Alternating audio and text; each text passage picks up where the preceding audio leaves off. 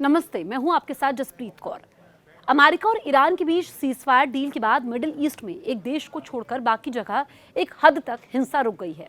वो देश लेबनान है, जिस पर इजरायल ने 30 सालों में सबसे बड़ा हमला कर दिया है। इजरायल ईरान के खिलाफ जंग रोकने पर तो सहमत हो गया है, लेकिन लेबनान में उसने तबाही मचा दी है। इजरायल का दावा यह है कि वो लेबनान में बसे हिजबुल्लाह को निशाना बना रहा है। इजरायल ने 10 मिनट के भीतर बेरूत, बेका घाटी और दक्षिणी लेबनान में 100 से अधिक हिजबुल्लाह कमांड सेंटर और सैन्य स्थलों को निशाना बनाने का दावा कर दिया। 24 घंटे के अंदर अंदर पूरे लेबनान में कुल 254 लोग मारे गए, 1100 से अधिक लोग घायल हुए हैं। सवाल यह है कि जो लेबनान में बसे हिजबुल्लाह के लड़ाके इजरायल के लिए ईरान से भी बड़े खतरे कैसे हो गए। चलिए आपको हम 7 पॉइंट में ये इस वीडियो में बताएंगे। आमतौर पर ईरान को इजरायल का सबसे बड़ा दुश्मन माना जाता है, क्योंकि उसके पास परमाणु कार्यक्रम, बैलिस्टिक मिसाइलें और बड़ा सैन्य ढांचा है। लेकिन इजरायली सुरक्षा विशेषज्ञों के अनुसार कई मामलों में लेबनान स्थित हिजबुल्लाह इजरायल के लिए सबसे ज्यादा और खतरनाक चुनौती बन चुका है। इसका मुख्य कारण उसकी भौगोलिक स्थिति, बड़ी संख्या में रॉकेट मिसाइल, युद्ध की अलग रणनीति और ईरान के साथ उसका गहरा सैन्य संबंध है। अब देखिए, इजरायल हिजबुल्लाह को ईरान से भी बड़ा खतरा मानता है। इजरायल और ईरान के बीच लगभग 1000 किलोमीटर की दूरी है, जबकि हिजबुल्लाह सीधे इजरायल की उत्तरी सीमा लेबनान पर मौजूद है। इसका मतलब है कि अगर ईरान हमला करता है तो इजरायल के पास तैयारी के लिए कुछ समय मिल सकता है, लेकिन हिजबुल्लाह के रॉकेट या ड्रोन हमले के मामले में चेतावनी का समय बहुत कम होता है। इस वजह से इजरायल को लगता है कि उत्तरी इजरायल के शहर और बस्तियां हमेशा तत्काल खतरे में रहती हैं। हिजबुल्लाह को दुनिया के सबसे बड़े गैर राज्य सैन्य संगठनों में से एक माना जाता है, यानी एक ऐसा संगठन जो देश नहीं होने के बावजूद इस तादाद में हथियार रखता हो।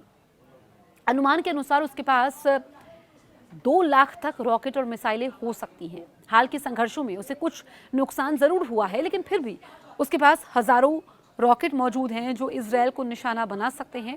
इतनी बड़ी संख्या किसी भी समय बड़े पैमाने पर हमले की क्षमता देती है।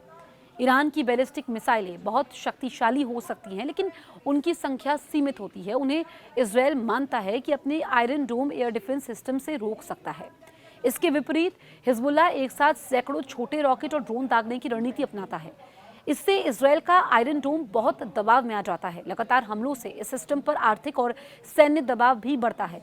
ऐसे लगता है कि ईरान ने इस मामले में हिजबुल्लाह से सीख ली है। इस बार की जंग में ईरान ने सस्ते आत्मघाती ड्रोन का खूब इस्तेमाल किया है। हिजबुल्लाह के पास एक स्पेशल यूनिट है जिसे रदवान फोर्स कहा जाता है। इसे खास तौर पर सीमा पार कर इजरायल के अंदर घुसपैठ करने के लिए प्रशिक्षित किया गया है। इनका लक्ष्य इजरायली बस्तियों पर कब्जा करना और लोगों या सैनिकों को बंधक बनाना हो सकता है। कुछ रिपोर्ट्स के अनुसार ये बल उत्तरी इजरायल के इलाकों में घुसने की क्षमता दिखा चुका है, जो इजरायल के लिए गंभीर सुरक्षा चिंता है। पहले हिजबुल्लाह के ज्यादातर रॉकेट साधारण होते थे, लेकिन अब उसने सटीक निर्देशित मिसाइलें भी विकसित कर ली हैं। इन मिसाइलों से बिजली संयंत्र, सैन्य मुख्यालय और अन्य महत्वपूर्ण बुनियादी ढांचे को सटीक निशाना बनाया जा सकता है। इससे इजरायल की रणनीतिक ठिकानों को ज्यादा खतरा पैदा होता है। हिजबुल्लाह को अक्सर ईरान की फर्स्ट लाइन ऑफ डिफेंस माना जाता है। अगर इजरायल कभी ईरान के परमाणु ठिकानों पर हमला करता है तो हिजबुल्लाह को जवाबी हमले के लिए इस्तेमाल किया जा सकता है।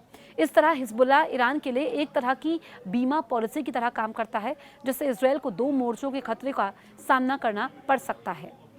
तो आप देखिए कि किस तरीके से हिजबुल्लाह इजरायल के टारगेट पर है और क्यों यहाँ पर हिजबुल्लाह को इजरायल बड़ा खतरा मानता है। आपने इस वीडियो में समझा और कहा जाता है कि ईरान इजरायल का सबसे बड़ा दुश्मन है, लेकिन जिस तरीके से यहाँ पर हिजबुल्लाह को निशाना बना रहा है, उसके ठिकानों को टारगेट कर रहा है, क्योंकि आप देखिए कि सीमा लगती है।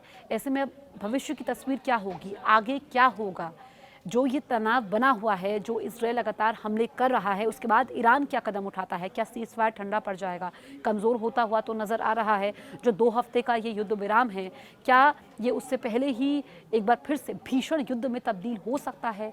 और जो पूरी दुनिया ने राहत की सांस ली थी, जो तनाव कम होने के संकेत मिल रहे थे, क्या फिर से यहाँ पर मुश्किलें बढ़ सकती है दुनिया के तमाम मुल्कों की। ये अब देखना होगा। आप इस बारे में क्या सोचते हैं, हमें कमेंट करें, और अगर अभी तक आपने हमारे YouTube चैनल को सब्सक्राइब नहीं किया है, तुरंत सब्सक्राइब करें।